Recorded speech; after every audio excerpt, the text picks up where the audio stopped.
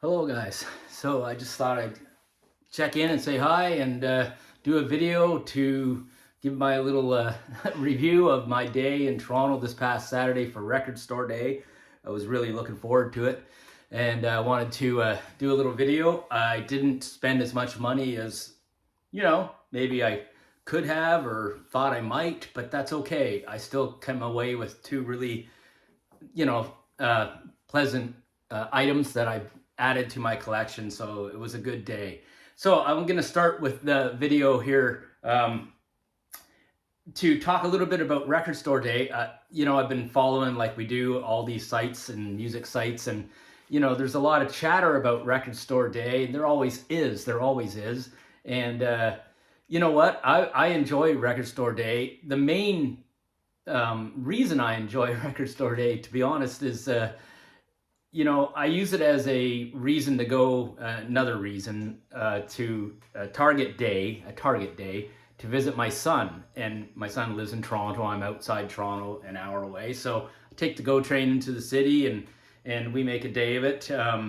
My son has chosen to not collect records anymore. He's in a smaller place in Toronto and space-wise, and he's a modern guy, so he streams his music and goes to a ton of shows. But so he's going to be getting rid of his record collection, which is actually quite good, very modern. But he's still willing to go with his dad to these events, so I'm really happy to do that. So made a day of it, and so for me, it's a really fun day, something to look forward to. My old style, I don't really get into buying a lot of the special Record Store Day releases that are, I guess, obscure live releases for the most part. But I have no problem with people doing it. And we went to two places. We didn't go crazy. We went to Dead Dog Records in Toronto. We went to our favorite place, Sonic Boom in Toronto. And I was encouraged to see it was busy, especially Sonic Boom. Wow. Even like we didn't go first thing in the morning. We've done that in the past, but we went midday. It was busy. And what I was really encouraged about, I think, for music fans is a lot of young people picking up stuff. And that's cool. We want to keep music alive. Physical media, we need the young people to step up and buy some stuff. And that's happening. I'm really encouraged to see that. I think it was cool to see. And a lot of females out, young ladies out buying stuff and with their fellas, and I think that's good to see. Great for the industry, and just good to see. So yeah, Record Store Day to me is a fun event. I really love it. I think that you got to be careful buying stuff that you won't play very much, and I'm real picky, so I don't have a big problem with staying in control. but whatever, man. If people want to buy stuff and enjoy it and show it off, I'm all over it. That's cool. I think it's go for it. It's fun. I will say that for me, I've learned that if you don't find something that you really want on a Record Store Day, that doesn't mean you won't. What happens is that stuff will sort of show up at these shops later down the path. And we saw online there was a lot of chatter about some of the titles not showing up on time, and there always is, like a lot of them. So you'll see some stuff show up at shops. So I would encourage you, if you felt disappointed on that given day of you didn't find something you want, keep looking, because you'll find it. And when you do, it's even more cool when you find that item. Even I bought some record store stuff like a year later at these shops. So that leads me to the first. I bought two items. The first item I bought is not a Record Store Day release. So I had a list of stuff that I wanted to buy, but timing wise, financially, I had to be in control. So, and my son wanted to give me a late birthday gift, which was really sweet and special for me. So we were looking at Dead Dog Records, and in the corner was a couple of bins for previous Record Store Day and Black Friday stuff. New stuff, but stuff that's been sitting there a while. So glancing through, and lo and behold, I find an album that I had on my list for quite a while. So this is Rival Sons, the album called Dark Fighter.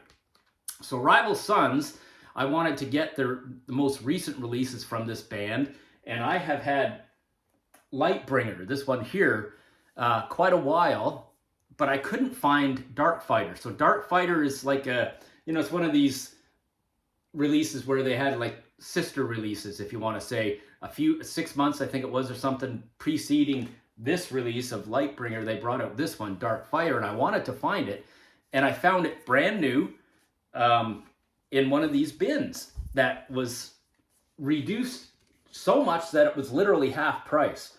And this is a really good find. Again, I wouldn't have found it necessarily if I hadn't gone into Toronto for Record Store Day. It's on this clear vinyl. It's really nice. It sounds cool. They got a couple of really, few really good songs that I love on this. So that was a really good find. And I found it because of going to Record Store Day, because I normally wouldn't find myself in Toronto unless it's like on a purposeful trip to go with my son. So I'm really happy with that find. And again, not a Record Store Day release, but a Record Store Day find. So there you go. So for me, I had one main item I wanted to find on Record Store Day, and I didn't find it. And I don't know that it was even released here in my neck of the woods, North America, Ontario. I've seen some people online showing off that they added it and they found it, but I wonder if some of those people are from overseas. So, and it was the Rainbow live release on triple vinyl. I really wanted to find that one because I only have one Rainbow, and I wanted to get that. It's old school Rainbow with Ronnie James Dio and live with Richie Blackmore, of course, and couldn't find it. I wasn't too stressed about it. Maybe one day I'll find it. I'm sure I will. I'll come across it. So, I did want to spend some money and buy something. So then I got thinking, my next item I wanted to buy, so this is a departure for me. I wanted to buy a box set. Now, it's not your traditional box set that is like really expensive and overblown with a lot of inserts. I actually like this one better because it's a straightforward, it's all about the records. And I heard about this, learned about it just a few days before going to Record Store Day by watching Norman Maslow's video. Not a group of guys that I'm really that familiar with. I started getting into Crosby, Stills, and Nash a few years ago now, and Deja Vu was a record I bought not that long ago, so I'm more of a hard rock guy. But as I'm getting older, I appreciate this really beautiful songwriting, singer-songwriter music as I'm getting older. So yeah, I was interested in finding this, and I did. So this is what's known as a box set. So it's got the 4 albums in here. So what this is the solo albums of Crosby, Stills, and Nash. So I'm not familiar with this music. I'm familiar with them as Crosby, Stills, and Nash, but their solo stuff, I knew about it. I mean, any music nerd person like me would know about them, but I wasn't as familiar as probably most people say I should be or whatever. But that's what made it more appealing to me, because this is truly getting a collection of early 1970s albums that are still fresh to my ears and fresh to my collection. So a real treat. It's Stephen Stills' record. It's David Crosby's If I Could Only Remember My Name. It's Graham Nash, Songs for Beginners. And it's an additional Solo Rarities album. Now, the Solo Rarities album, I was kind of like, okay, I'm not really sold on some of that stuff, because you wonder if it was good enough, it would be on the albums. But I'm really surprised at how good this Solo Rarities album is. Man, it is good. It's got some great songs and great versions of songs. So let's take a look at this. What I like about it is it's got a nice package, but it's not filled with a lot of filler stuff like, I don't know, posters and things like that. It's about the albums. So you've got this Rarities album, which is a really beautiful looking album with this brown cover with the gold. All these albums are the heavy stock black vinyl with really beautiful gold insert on this particular album. Really sounds wonderful. And this is I'm happy to have this additional one. And it was a real big surprise how good it sounds. Now, the other 3 albums I'm just getting into. I'm not going to pretend I know a ton about them, but let's take a look at them because they're pretty cool. Remember, this is stuff that came out in early 1970. So to have it brand new, obviously, redone for Record Store A, brand new issues, the late David Crosby, and they have these cool inserts. Look at those old school Atlantic inserts. But the records themselves are the heavy stock, the recut, so they really sound really wonderful. Really nice to have. This is the Graham Nash record.